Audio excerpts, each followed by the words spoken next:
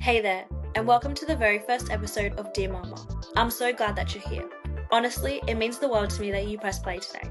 I'm Anne, and this podcast was created from a very personal place in my heart because I wanted to share something that I think many of us mums experience but hardly talk about. Motherhood is this beautiful, chaotic, wonderful journey, and I wouldn't trade it for anything in this world. However, somewhere along the way, I started to ask myself a question that I think a lot of us are afraid to admit.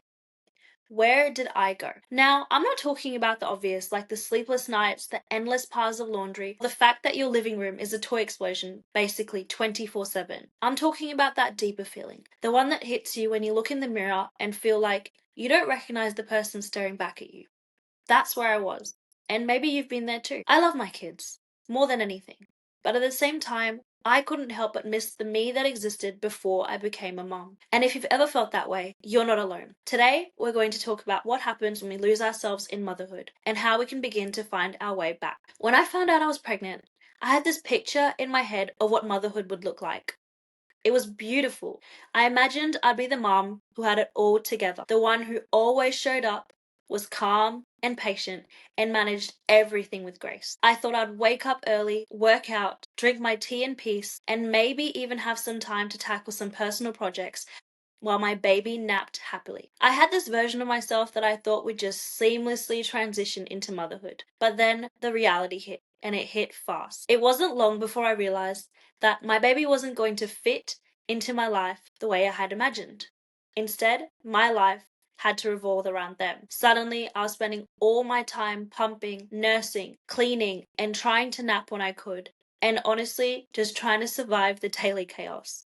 I couldn't even remember the last time I took a shower or had a meal without a baby on my lap. There was this moment, one that's burned into my memory. I caught a glimpse of myself in the mirror. I was wearing the same old shirt covered in spit up, my braids a mess, my eyes puffy from lack of sleep, and in that moment, I looked at myself and thought, where is the woman who used to be so carefree? The one who used to laugh loud, who could stay up and be out with her friends, go on spontaneous last-minute trips with her friends, who had the time to read a book, who had the time to dream and just be her. I realized that in all the feeding, diaper changing, and late night rocking, I had disappeared. Not physically, but emotionally, mentally. I was no longer the person I used to be, and for the first time, I felt the weight of that. I love my children. Don't get me wrong. But in that moment, I felt like I had completely lost touch with me. The me who had dreams, passions, and goals beyond motherhood. It wasn't that I didn't want to be a mom.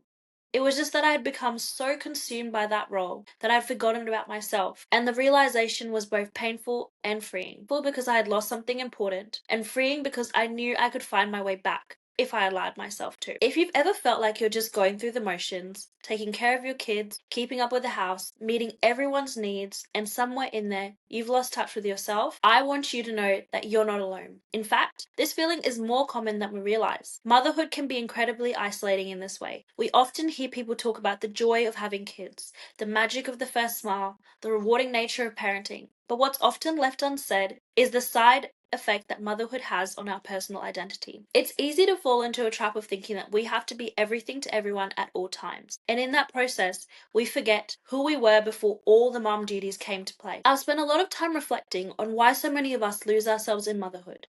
And I think a big part of it is the pressure to be perfect. Society, social media, family expectations. There's a constant barrage of images and ideas about what the perfect mum looks like.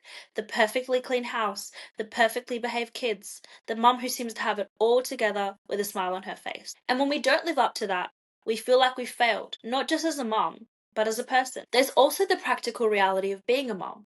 The sheer logistics of it all. When you become a parent, your day-to-day life shifts dramatically. Everything revolves around your child. Feeding them, changing them, nurturing them, keeping them entertained, and simply surviving throughout the day.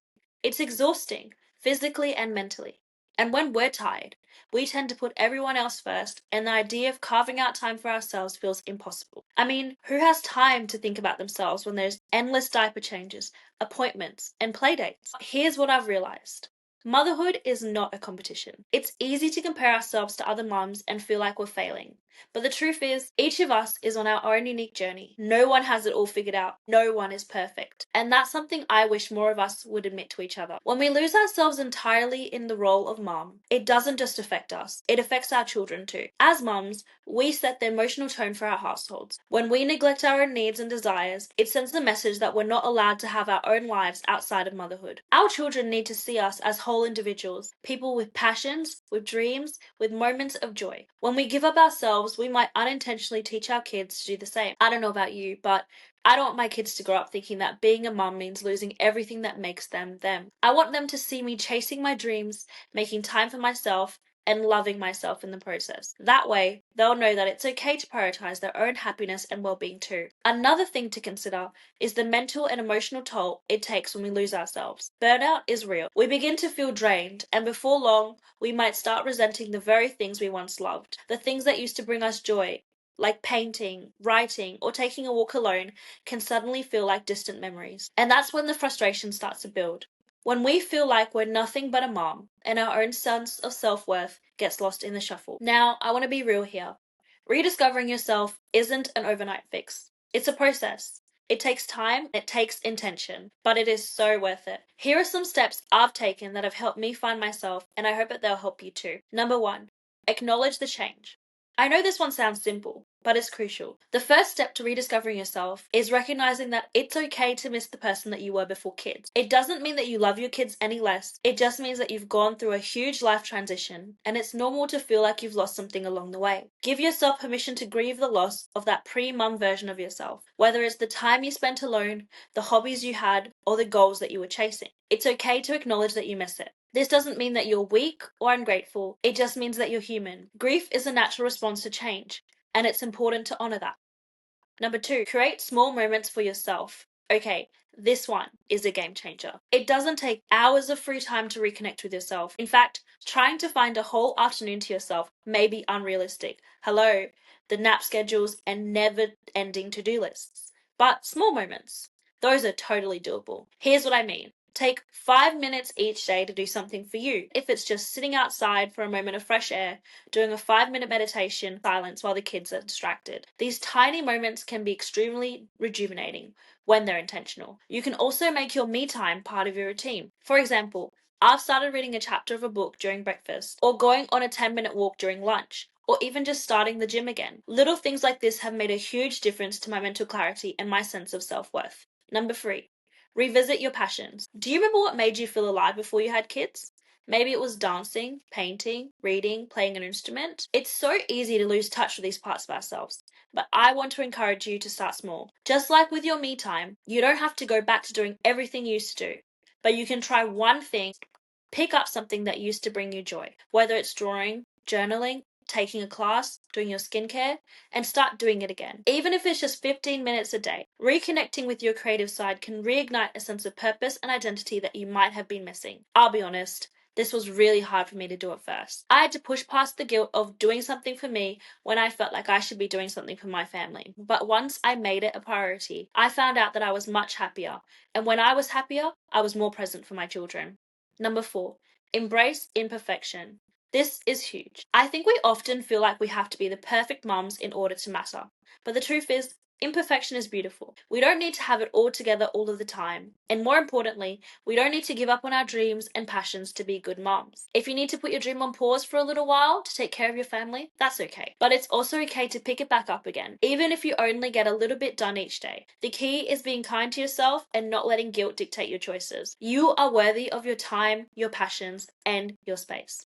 Number 5, build a support system. Finding other moms who understand what you're going through can make all the difference. Find a tribe, whether that's in person or an online group or through social media. When you share your struggles and joys with other people who get it, it creates a sense of connection and support that can be incredibly healing. Even if you don't have close friends nearby, there are tons of online communities where you can connect with other women who understand what it's like to be a mom and still want to hold on to their own identity. In all of this, I want to remind you of something important. Your value as a person doesn't come from what you do or how perfect you are as a mom. Your worth is so much deeper than that. In those moments when I felt like I had lost myself, I found so much peace in the words of Jesus from Matthew 11:28, where he says, "Come to me, all who are weary and burdened, and I will give you rest." Mama, I want you to know that you are seen. Every single moment you feel exhausted, overwhelmed, or just lost, Jesus sees you. He doesn't expect you to have it all. In fact, He's offering you rest. I have to remind myself that it's okay to step back, to breathe, and to just let go of the idea that I have to have it all together all of the time. There's grace in the process of becoming. We don't have to be the perfect moms.